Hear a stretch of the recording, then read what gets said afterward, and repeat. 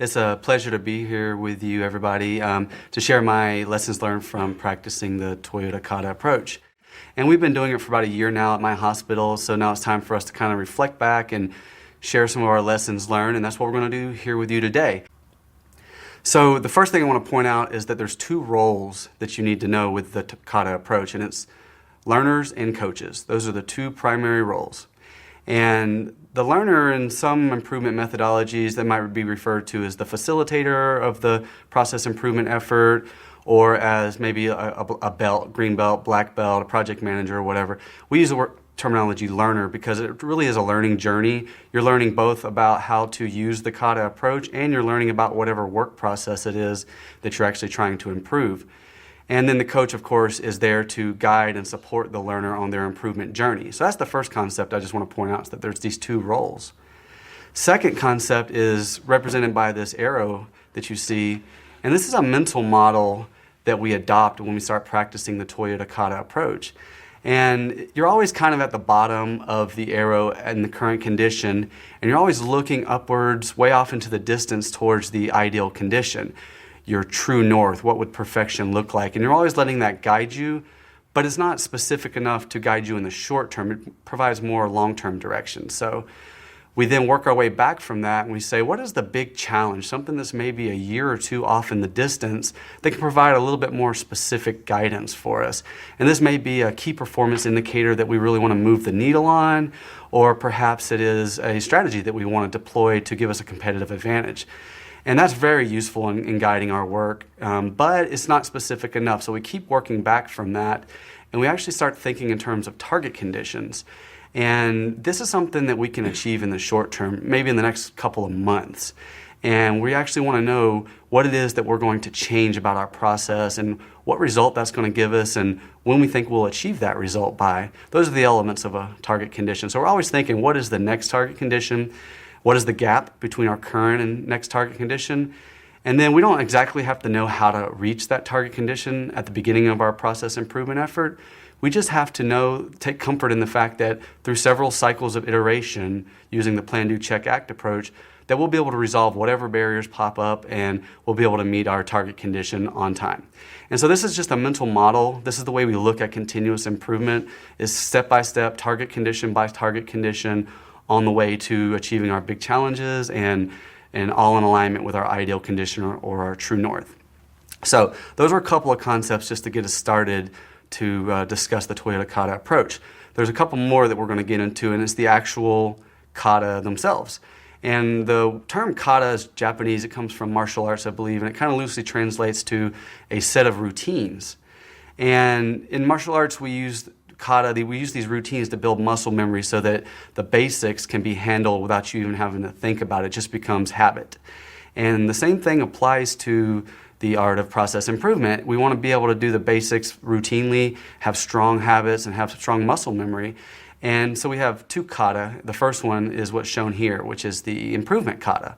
Now, I mentioned earlier the two roles, the learner and the coach. This is the kata that the learner performs. So there's 4 routines that go into the improvement kata. The first one is to see the direction. So this is looking off in the distance and understanding what our overall direction is, our true north, our big challenge that we're trying to achieve in the next year or two, etc.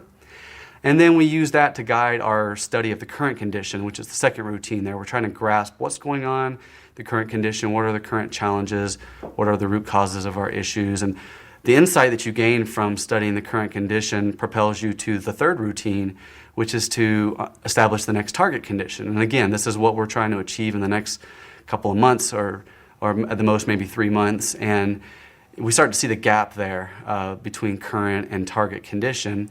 And we don't exactly know, again, how we're going to get there at the beginning of our improvement efforts, but we know that through several cycles of PDCA, we will start moving toward the target condition, basically removing barriers one at a time in a scientific manner, accepting the fact that it might take several cycles of PDCA to remove a single barrier. But that's okay, because as we're performing more and more cycles of PDCA, we're building habits and building that muscle memory that we need to promote continuous improvement. So the improvement kata, to summarize, this is the approach that we take to delivering process improvement results and building PI habits. Now, while the learner is performing that routine, the coach is performing the coaching kata. And it just goes right along with the improvement kata. So while the learner is performing the first 3 steps of the improvement kata, which kind of make up the planning phase basically, the coach is providing, instructing, and coaching. And this is a great opportunity for the coach to kind of get a sense for where the learner's at in their skill level in terms of driving PI. And they can sprinkle in some just-in-time tools and techniques as appropriate. And it's done in the right amount so that you're not overloading the learner with tools that maybe they're not ready for. And they're helping the learner prevent getting to that analysis paralysis scenario where we're trying to analyze things too much and we're hesitant to take a step forward, while also preventing the learner from jumping to solutions and trying to draw too many conclusions and acting like they know what the answer is before they have really tested what they think their hypothesis is. So there's a lot of art to the coaching, especially during the planning phase. And then when you move into the execution phase, which is that last box, PDCA, towards the target condition, this is when the coach is doing a methodical routine that we call the 5 questions. And basically, if you can imagine a 15-minute coaching cycle where the learner comes in, it's just 2 people, the learner and the coach. And the coach is simply making sure that the learner is continuing to take daily steps forward toward the target condition and doing it in the proper way. And they ask the 5 questions to help promote that. And those 5 questions are, number 1, what is your target condition? In other words, what are you working on? Just remind me. And that should, in that target condition should stay the same. You shouldn't really change your target condition once it's set. You're kind of moving towards that relentlessly. The second question is, what is your current condition? And by asking that second question, you really highlight what the gap is. And that gap should be getting smaller after every cycle of PDCA, hopefully. And then the third question is, what obstacle is preventing you from reaching your target condition? And more specifically, what is the one obstacle that you need to address now? That's the third question. That fourth question is, now that we've identified the barrier, what are you going to do about it? So basically, what is your next cycle of PDCA? And what do you think is going to happen as a result of that cycle of PDCA? That's the fourth question. And then the fifth question is, when can we go and see what we've learned from taking that step? And so by the time you get done asking those 5 questions, it's very clear what the next cycle of PDCA is, what your hypothesis is, and you kind of have the next cycle already lined up in front of you. So that way you assure that the learner keeps moving forward methodically. So that's just a quick overview of the Toyota Kata approach. Again, it's learners and coaches.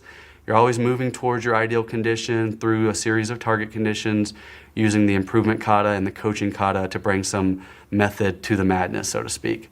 So that's about the level of detail that I'm going to get into in terms of the theory behind the coaching kata and the improvement kata. But what I am going to do is jump into some slides now where I'm sharing my lessons learned from the real world, kind of practical lessons learned. And again, as we mentioned earlier, I come from healthcare. And if you know healthcare, you know that,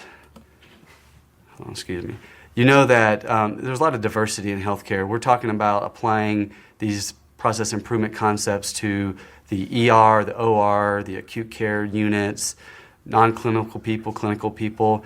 And so it's not always a perfect application of the theory in practice. Sometimes it's kind of rough around the edges, and sometimes we kind of modify things to try to make them work for us. So by no means are our lessons learned universal, but I think that they are probably helpful in most circumstances, especially if you're working in healthcare. But I think probably for any industry. So that's just a caveat before we jump into my first lesson learned, which is number 10. A PDCA cycle is not what I thought it was. And, I thought I had a pretty good grasp of PDCA. It's the plan, do, check, act. And, of course, in the plan phase, that's when we want to define the problem that we're trying to solve and break that problem down into its pieces and drill down the root causes and identify countermeasures to resolve those root causes, and then plan our execution. And the execution is what occurs in the do phase, and then we check our results and see if we got what we expected, and we act accordingly. And that may be to do more PDCA cycles, or that may be to standardize what worked, or share our learnings, or all the above.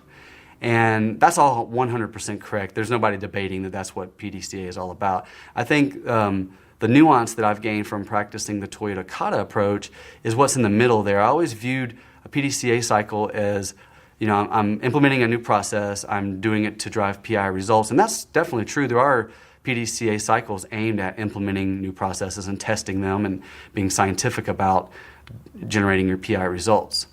However, it can be more simple than that, actually. Sometimes we just want to do a cycle of PDCA just to learn. And that's really where the change in my understanding of what a PDCA cycle has come from. Now I start to see PDCA as just taking a step forward with the intent of learning, ultimately in pursuit of improvement, but it doesn't have to result in any change out on the shop floor, in the ER, or anything like that. A PDCA cycle could simply be going to observe, a go and see. Go to the Gemba and see what you see, but you're not doing it just as an act of just wanting to be out there on the shop floor. You're actually going out there to kind of validate or invalidate a hypothesis. And as long as you're doing that, you're practicing the scientific method, which is what PDCA is all about.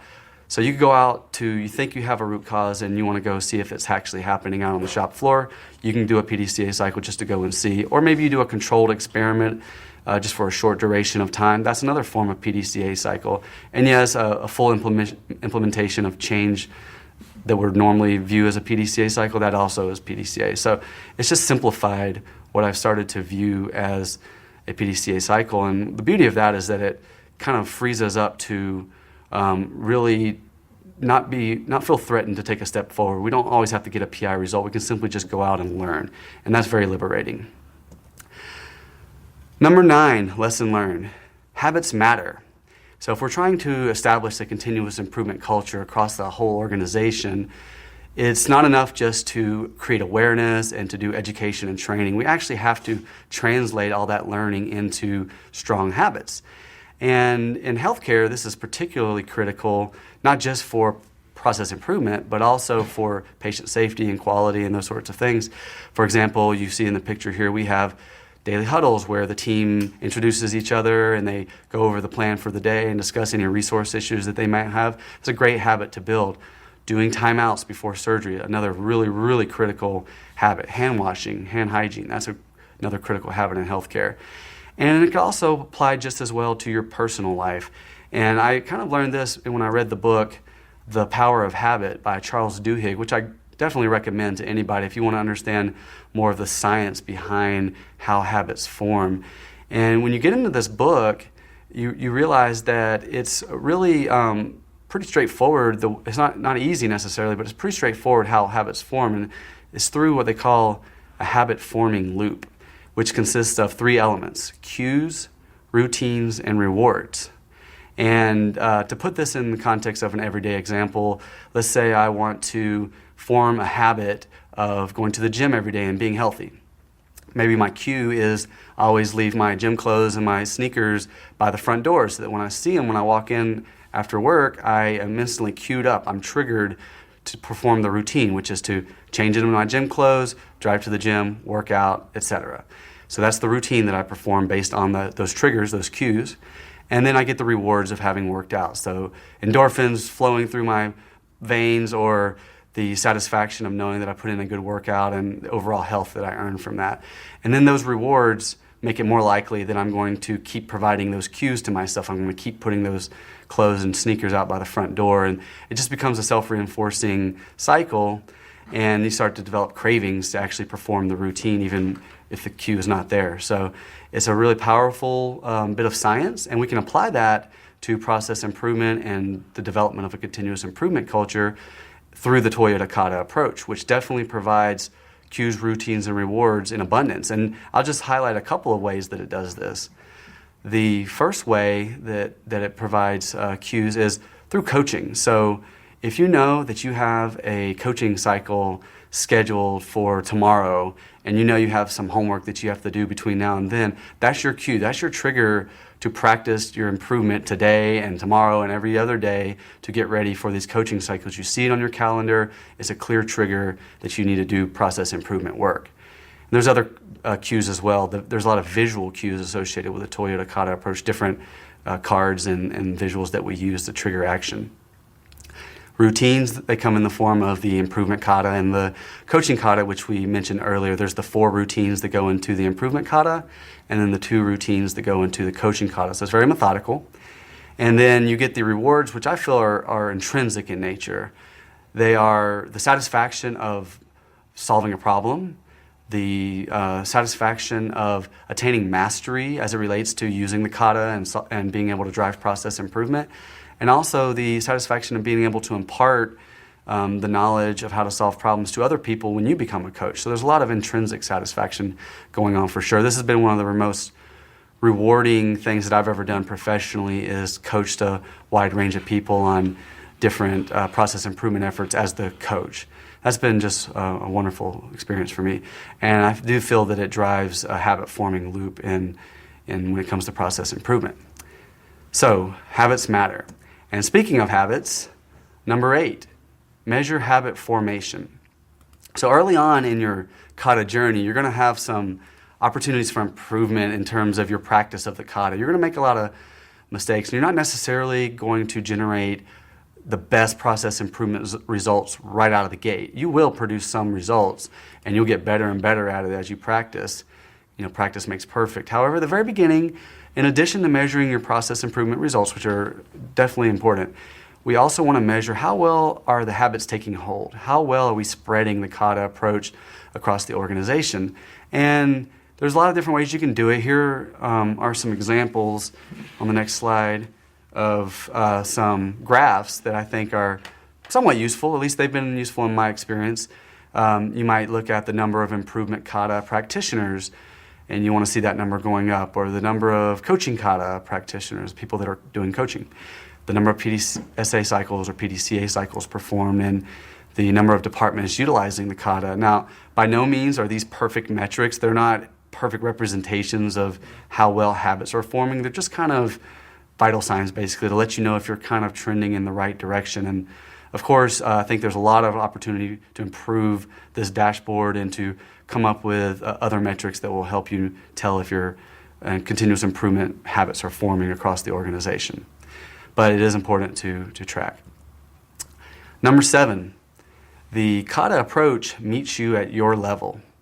And this is, I think, one of the strongest aspects of the Toyota Kata approach. So if you peek into any organization, you're going to see huge disparity in terms of process improvement skill and confidence that the people have in pursuing improvements. You're going to have, just in a PI department, you might have a black belt and a double master black belt and a green belt and an analyst, and across the organization you might have clinical people, non-clinical people if you're in healthcare, technical people, non-technical people, leaders, frontline value adders, etc. And they're going to have just vastly different skill sets when it comes to process improvement. So if you're going to have a methodology that you're using to drive continuous improvement across your organization, it needs to be one that's scalable, one that's flexible, that's robust enough to meet you at whatever level you're at. And fortunately, the Kata approach is very capable of doing that. And it's because it doesn't really matter where on the staircase you are.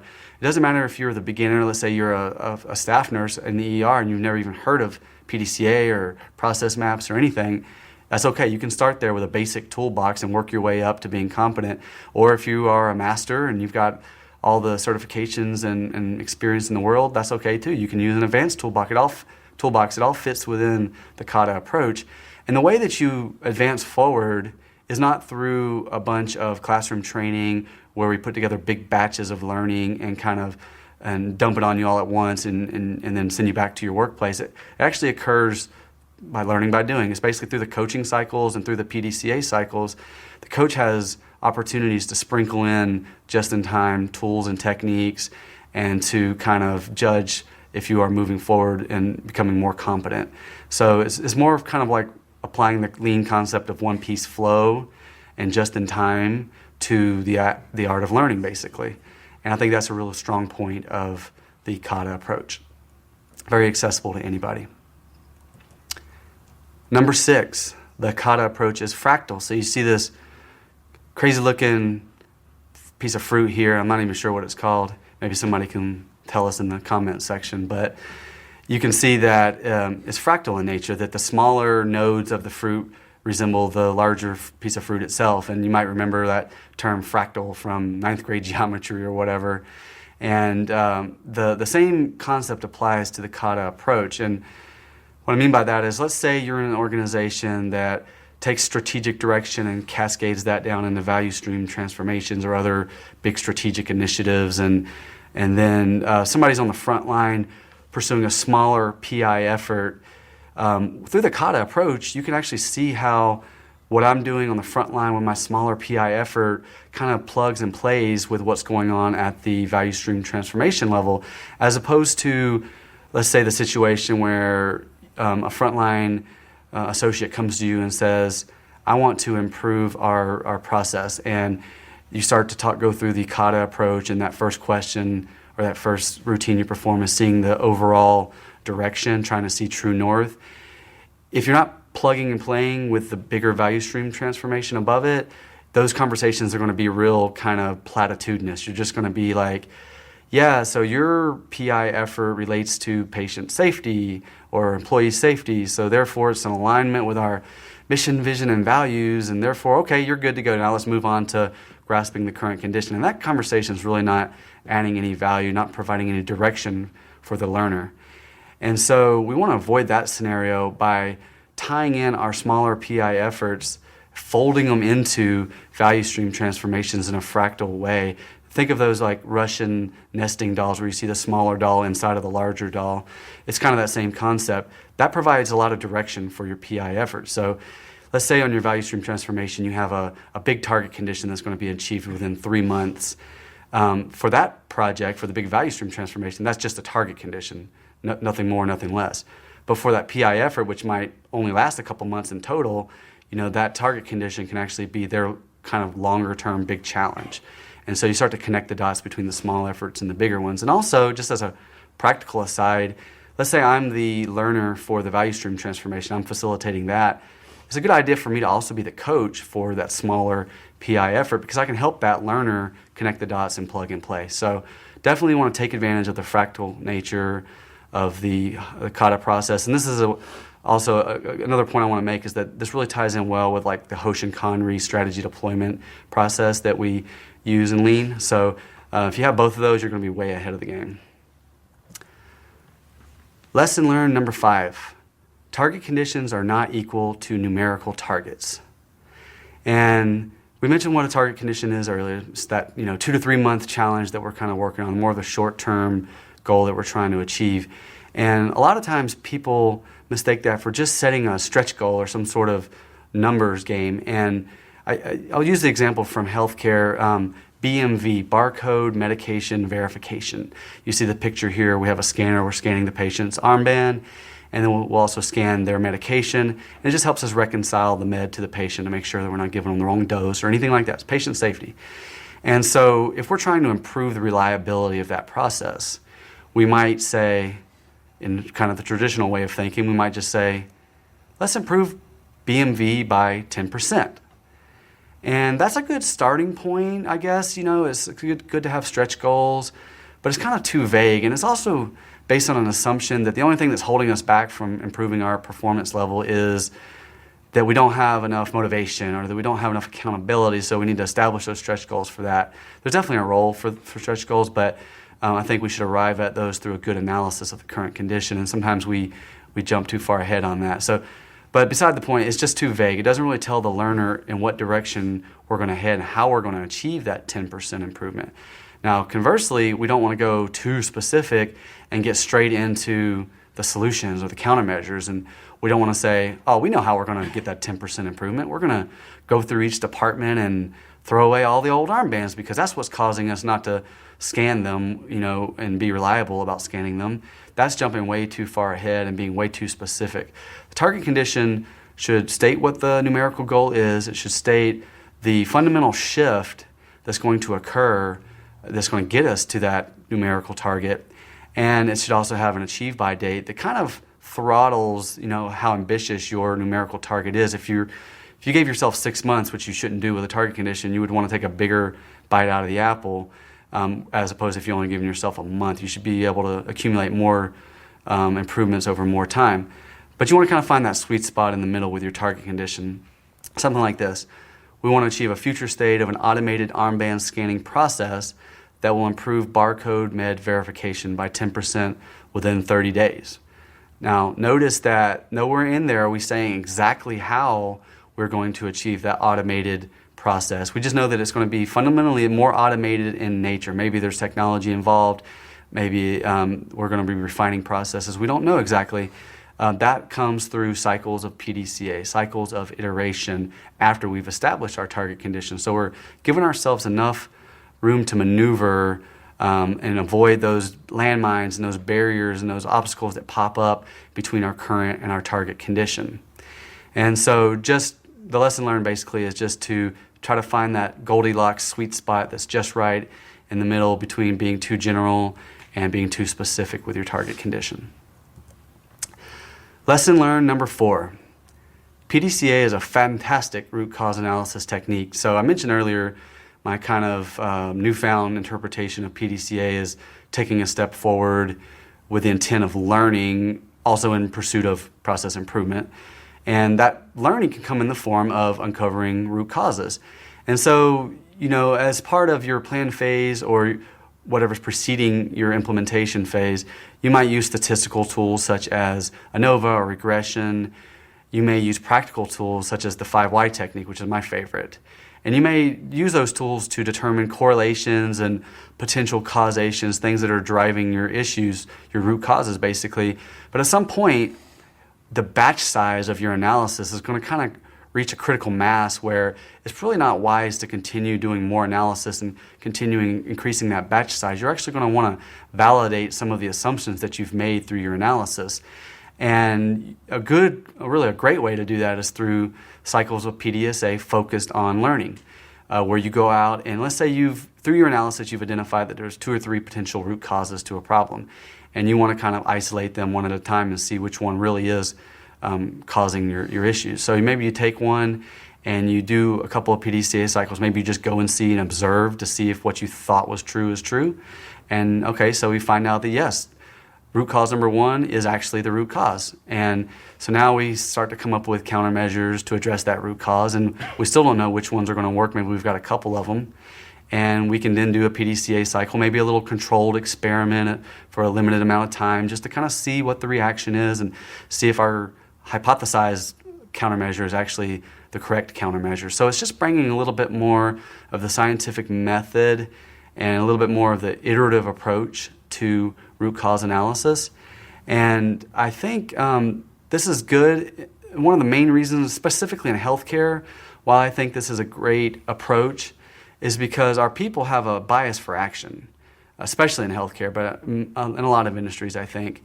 And if we're just sitting around doing a lot of analysis, sometimes they'll get a little bit, defeated by that. And we don't want to let them jump to solutions or anything like that. But when appropriate, let's get some empirical evidence using some PDCA cycles to validate what we think our root causes are.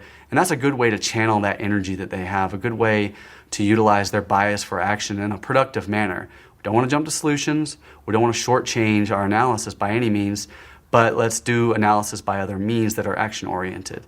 And I think that is definitely a way to kind of use judo in a sense, in a way to use their energy and channel it in a scientific, methodical manner using PDCA. Lesson learned number 3. Coaching is tricky. And sometimes I feel like this is just stating the obvious, but as Bill Parcells said, it's about human interaction and trying to know your players. And the tricky part comes because early on in your practice of the coaching kata, you are going to take a lot of comfort in the method, in the routine, in the 5 questions, in the kind of the script that you're provided by the approach. And that's very appropriate early on when you're trying to form habits and get used to the whole approach. However, it can also be a little too rigid at times. And so you want to have the flexibility, the agility to kind of be able to stray from the script a little bit and kind of tailor your coaching style to the learner. And if you're coaching a wide range of learners, then this is a constant challenge. But you'll get better at it the more that you coach. You'll start to see the nuance. You'll start to know when you need to do a little icebreaker at the beginning of your coaching cycle and when a coaching cycle needs to maybe go a little longer than previous ones, and you maybe need to have a more free-flowing conversation and introduce a few concepts that maybe you don't always introduce and do that just-in-time training. And so it's a balancing act, and you're definitely always trying to walk that thin line between trying to build habits by being methodical and following the script, but also adjusting for the human element. And again, that just comes with practice, basically. In healthcare, there's an additional level of complexity because not just because humans are all different, we have to treat them all differently and respect that, but also in healthcare, you're going to have emergencies pop up, genuine clinical emergencies or non-clinical emergencies even that deserve attention. And this will happen in any industry, as a matter of fact. And so you have to be accommodating, and sometimes you want there to be daily coaching cycles one day after another, but sometimes they're honestly a week apart. And that's not ideal. We want to work towards a target condition of daily coaching cycles. That's kind of like what we're moving towards, but we have to be practical and kind of roll with the punches sometimes. Lesson learned number 2, coaching means providing a safe environment to fail. And you see Thomas Edison's quote that he hasn't failed, he just found 10,000 ways that won't work. And another way is think about Malcolm Gladwell's 10,000 hours required to build mastery. So how are you going to get those 10,000 hours? How are you going to make those 10,000 mistakes? You can't do that if the learner is making mistakes that are costly or embarrassing or damaging in some way. That's going to cause them to give up and just scrap the whole approach. But if you as a coach can coax them into kind of making some mistakes in a controlled manner in the coaching cycle, talking through it and maybe verbally making a mistake before it manifests itself out on the front lines, I think that is a way to generate a lot of mistakes. And of course, we're not just trying to make mistakes for the sake of making mistakes. We actually want to make mistakes that drive learning. And for that to occur, you need to be able to reflect back on what happened, why you made the mistake, what you can do better next time. And the coach has a role there to always make sure that you're looking backwards at various points in your journey and reflecting on your mistakes. And that brings me to the number 1 lesson learned, which is when in doubt, take a step forward and reflect. And if you just remember that, you'll be just fine, honestly. When we first started using the Kata approach in my hospital, we had no external sensei, we had no formal training. We really didn't know what it was going to end up being, but we had leadership commitment to just giving it a try, taking a step forward and doing the learning by doing approach, basically. And that's what we did. And we're continuing to learn. We're just at the beginning of our journey, really. But anybody, anywhere, in any industry, basically can just get a group of people together, a little advanced team, people that can be good shepherds of the initiative, and just together, all in arms akimbo, basically just take a step forward and then immediately reflect on what you learned and apply that to your next step. And if you do that, the clouds will disappear and you'll start to see the blue sky and kind of see the path forward. So that is, I think, by far the most important lesson learned from the whole approach to the Toyota Kata.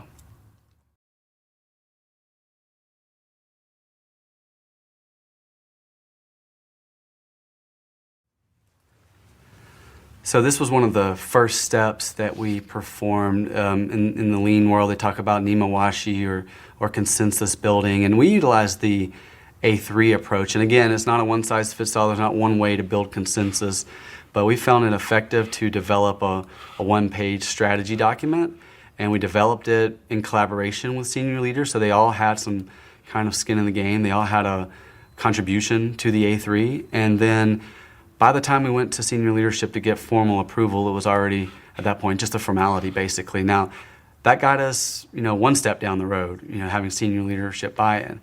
But then we had to start learning as much as we could and start showing some results and start showing evidence of habit formation, really kind of as a proof of concept. And to do that, we formed an advanced team. And this advanced team was made up of about 8 individuals from all different departments, clinical, non-clinical departments all across the hospital. And we had people from different levels, team lead, supervisor, individual contributors, directors, etc.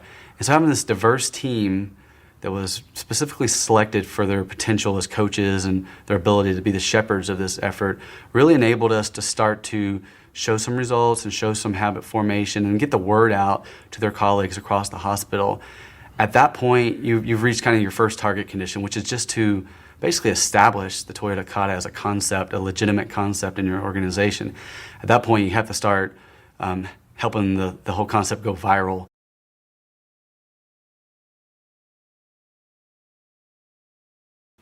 That's a great question, and this goes back to my kind of newfound understanding of PDCA. I'd always thought of a PDCA cycle as kind of like a project. Basically, we're going to plan it out, analyze the problem, identify countermeasures, then we were going to execute the project through the do phase, and then if we needed to, we do some more cycles at the end just to refine it, basically. And through the practice of the Toyota Kata approach, I've learned that it's much smaller than that, it's much simpler than that. It's simply taking a step forward with intent of learning and pursuit of an improvement. So those cycles, they can be very quick. Like you can do it a couple cycles in a day, or kind of ideally, probably a daily cycle of improvement. And what I've seen, however, in the real world is that it can end up being more like a week or 3 or 4 days, just because people get busy with so many different priorities. And that's something we want to work on. We want to get to daily improvement cycles, but for the most part, a couple days here and there for a cycle. Because again, it's really just, what is your next step? What do you expect to happen? When can we go and see what we've learned from taking that step? That's a PDCA cycle, basically. And a target condition is a little bit more off in the distance. It can be somewhere between a couple of weeks and a couple of months. I would say you don't want to try to look out too far into the future. When you get past about 3 months or so, you're making too many assumptions about what the future may hold and what the needs of the customer may be in the future. And you're trying to kind of take too big a bite of the apple at once. So it's better to break it down into a manageable size, a target condition that can be achieved within a couple of weeks or a couple of months, and then start to do those daily cycles to move towards it.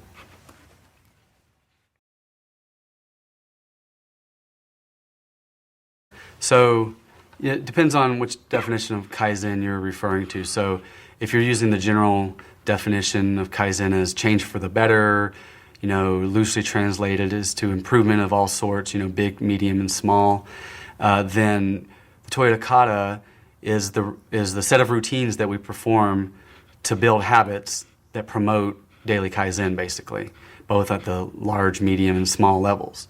If your definition of Kaizen is more incremental improvement, simple Kaizen, that sort of thing, then I think it's also useful. However, there's a lot of simple Kaizens, minor incremental improvements that are just do-its. They don't require a ton of analysis and reflection and planning, basically. And so we may not want to go through every single step the way we would for a bigger process improvement effort, because there's some benefit just to engaging staff in making these incremental improvements. So if it's a just do it, you still want to have the Kata mindset. You still want to be methodical and scientific and make sure you're following up and getting the results that you predicted. However, it may not flow through a formal coaching engagement and that sort of thing. But if you could, that would be great. But those incremental improvements are so frequent in a high-performing organization that there may not be time to do a coaching cycle before they implement their change. So, and then the way it ties in with lean, again, I think that regardless of what your situational specific solution needs to be, your version of lean that works for your organization, you're going to need to probably set target conditions for where you want to be in the short term with your lean initiative, where you want to be in the medium term, the long term. So having that mental model of what is the ideal condition, what's the big challenge that we're trying to achieve over the next year or two, what is the short-term target condition, what is the next PDCA cycle. Having that mental model, I think, is very useful in deploying lean across an organization.